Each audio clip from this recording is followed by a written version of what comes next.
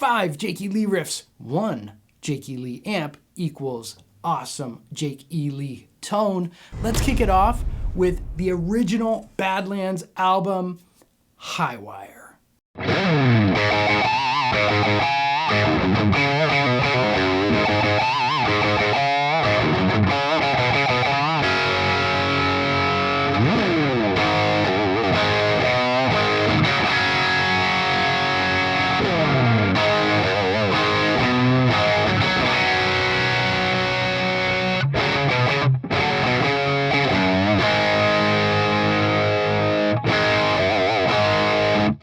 For that riff, I set the JEL-50 into its channel 2 normal gain mode. That's got about as much gain as a JCM 800, and you could crank it up and it gets even more massive.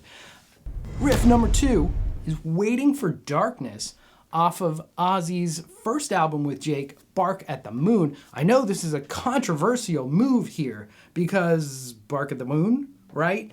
But in this song, Jake does a thing that I hadn't ever really heard anyone do before. These double picking, like dugga dugga dugga dugga dugga dugga, and making it sort of a keyboard part. And it's just one of my favorite things that happens on guitar. And I think it came from Jake. Anyway, this is like the best example of it, and I love it so much. Waiting for Darkness.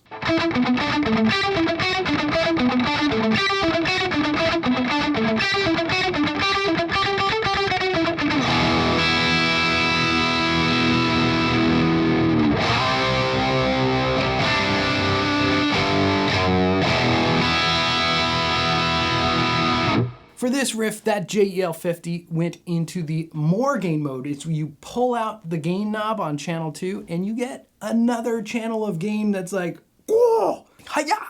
It gives you all the gain you could need, but it still has that like punchy JEL tone. Riff number 3 is off of Ultimate Sin. It is, of course, Killer of Giants. It's like one of the best Ozzy songs of all time. For this, we're going to channel 1 and we're backing off the gain and we're gonna like play quietly because it's so beautiful.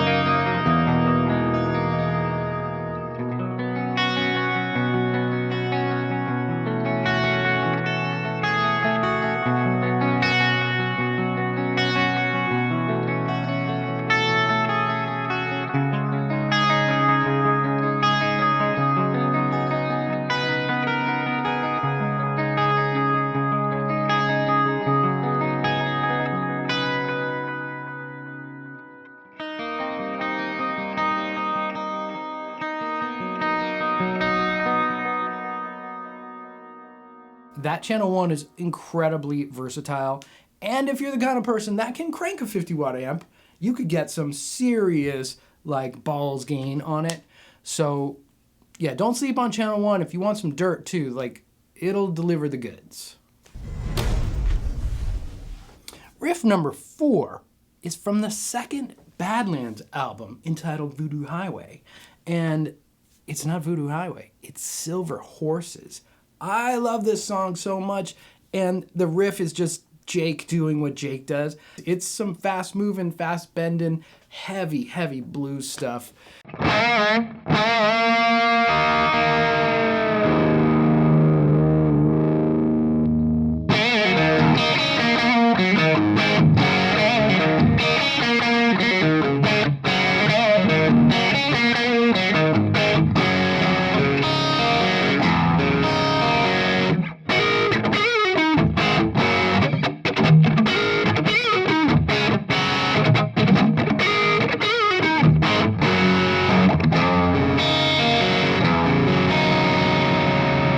We are still in channel 1, but the gain is turned up, and that's where you get that kind of heavy, heavy plexy thing. It just feels so good to play, and it's like beefy. Throw a fuzz face on this? Get out of town. Riff number 5, also off of Ozzy's Ultimate Sin, is Shot in the Dark. I love this riff, and it is crazy because I have to play it with a capo. Ozzy with a capo? Yeah, you could see sometimes, I think in the videos even live, Jake would play like an SG, a one pickup SG with like a P90 in it. I think it was tuned up. Like, they went up. We're supposed to be going down. It's metal. Let's go down. But Jake went up.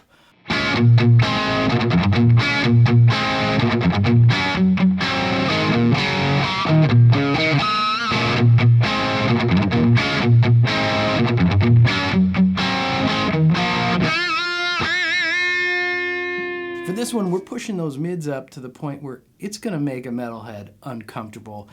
Just seeing that mids up at like 3 o'clock. What are you doing?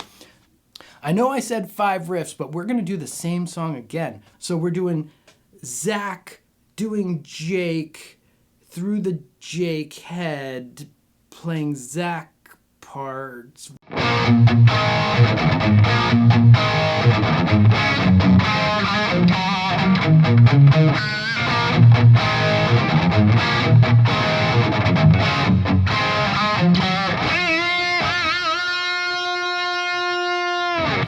That is my 5 Jake riffs through 1 Jake amp, yielding some awesome Jake tones. In my opinion, did I get close? I tried to get close. I've said it before, it's hard to play Jake riffs. The head totally does it justice. This is the JEL-50 head. You've seen the IRJ, I'm sure, and the limited run JEL-100. The IRJ is not limited run, so you could go get it. 2 channels. You've got the Plexi channel and that sort of Dave's version of like an 800 channel. And then that channel is also, could be altered into a higher gain version of that. But it's essentially 2 channels there, which is foot switchable. Effects loop, there's a depth control and presence knob on the back of the amp. Sounds great at bedroom volumes, and it will take on any gig in terms of volume. So there it is. JEL-50 head. I'm gonna put those clips dry because I put some chorus, reverb, delay to try and match the parts. I'll put those at the end of this video, and I'll do a little riffing out on some non-Jakey stuff, so you could just hear the amp.